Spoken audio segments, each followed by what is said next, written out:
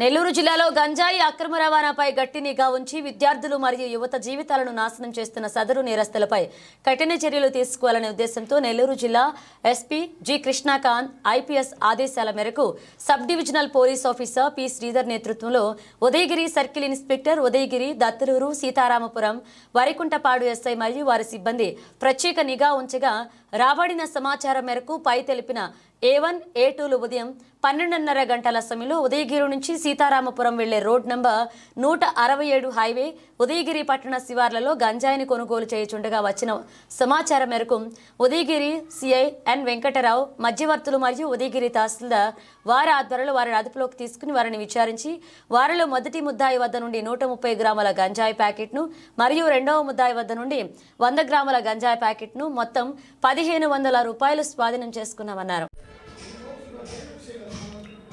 నెల్లూరు జిల్లాలో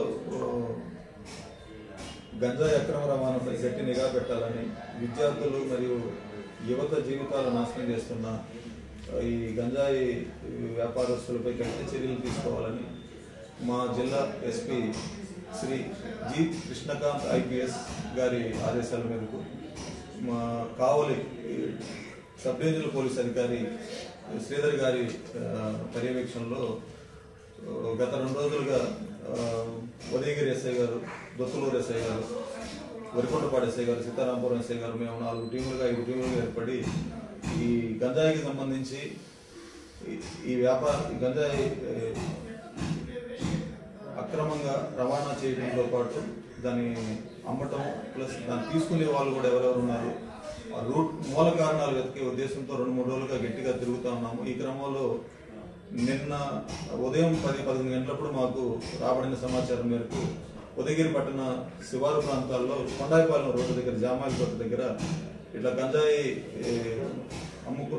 కొంతమంది అమ్ముతున్నారని, కొంతమంది తీసుకునే వాళ్ళు ఉన్నారని మేము ఇన్ఫర్మేషన్ మేరకు అక్కడికి వెళ్ళడం జరిగింది. నేను మా ఎస్ఐలతో పాటు అక్కడికి వెళ్ళడం జరిగింది.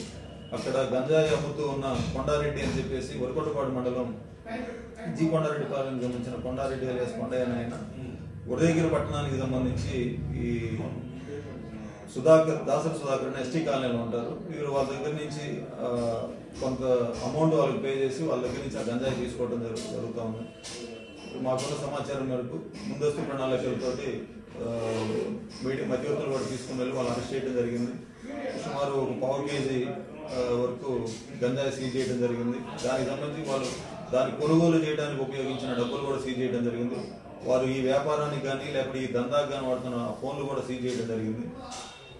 వీళ్ళు మా విచారణలో వీళ్ళు విచారించినప్పుడు మాకు తెలియవచ్చింది ఏంటంటే శ్రీశైలం ప్రాంతం నుంచి కానీ వైజాగ్ ప్రాంతం నుంచి కానీ కొంతమంది సాధువులు ఇట్లా మన భైరవకోన టెంపుల్స్, ఇట్లా ఈ సిద్ధేశ్వరం టెంపుల్స్ ఇట్లా ఇవి దర్శనం చేసుకుని వచ్చిపోయే క్రమంలో వాళ్ళు కొంత గంజాయిని క్యారీ చేస్తూ వస్తున్నట్లు, వాటిలో భాగంగా భైరవకోన టెంపుల్స్ దగ్గర ఒకసారి ఆ భైరవకోన టెంపుల్స్ సీతారామపురంలో ఉండే అంకమ్మ తల్లి గుడిలోనే ఉన్నాయి. ఈ టెంపుల్స్ దగ్గరికి వాళ్ళు వచ్చినప్పుడు వీళ్ళకి సమాచారం అందుతుంది. ఇట్లా పాతాళగంగ నుంచి కొంతమంది సాధువులు వచ్చారని కానీ, లేకపోతే వైజాగ్ ప్రాంతం నుంచి కొంతమంది సాధువులు వచ్చారు కానీ, లేదా ఇతర ప్రాంతాల నుంచి కొంతమంది సాధువులు వచ్చారు కానీ వాళ్ళకి తెలుస్తుంది. వారిలో ఈ గంజాయి తీసుకునే కొంతమంది వచ్చిన సమాచారం వాళ్ళకి తెలిసినప్పుడు వీళ్ళు అక్కడికి వెళ్ళి దాన్ని తీసుకొని మళ్ళా అవి ఇక్కడికి వరికొండపాడు మండలానికి ఇటు దొత్తలూరు దగ్గర కొంతమంది నందిపాడు జంక్షన్ ఉదయగిరికి వచ్చి ఉదయగిరి టౌన్ ఈ ప్రాంతాల్లో తీసుకొచ్చి అతి తక్కువ మోతాదుల్లో చిన్న ప్యాకెట్స్, సపోజ్ వాళ్ళు ఒక 1/2 కేజీ 1/4 కేజీ తీసుకుంటే దాంట్లో వల్ల చిన్న ప్యాకెట్స్లో వచ్చేసి ఇది గంజాయికి అలవాటు పడి దానికి బానిసలై ఉన్నటువంటి కొంతమంది యువత, కొంతమంది హెల్త్ బాగలేని వాళ్ళు కూడా ఇవి తీసుకుంటూ ఉన్నట్టుగా తెలుస్తూ ఉంది. అట్లాంటి వాళ్ళకి అమ్ముతూ దాన్ని సొమ్ము చేసుకుంటూ ఈ వ్యాపారాన్ని కొంతకాలంగా నడిపిస్తున్నట్టుగా తెలియవచ్చింది. ఈ మాకు వచ్చిన ఈ మూల కారణాలని ఇంకొంచెం గట్టిగా శ్రీశైలం ఉన్న పాతాళగంగ దగ్గర ఆ ఏరియా నుంచి వచ్చే వాళ్ళు ఎవరు, వైజాగ్ ప్రాంతం నుంచి ఇక్కడ దాకా తీసుకొచ్చి ఇచ్చేవాళ్ళు ఎవరు అనేది తదుపరి విచారణలో తెలియాల్సి ఉంది. దానికి సంబంధించి కూడా కొంత డెవలప్మెంట్ అంటే కొంత సమాచారం కూడా సేకరించుకోవడం జరిగింది. అంటే మేబీ మొబైల్ నంబర్స్, లేకపోతే వాళ్ళు ఎట్లా వస్తున్నారు, బస్సుల్లో వస్తున్నారా, లేకుంటే ఇంకేదైనా వెహికల్, సొంత వెహికల్, కారు ఇట్లాంటి ఏమైనా యూజ్ చేసి వస్తున్నారా, ఇట్లాంటి బేసిక్ సమాచారం మొత్తం తీసుకున్నాము.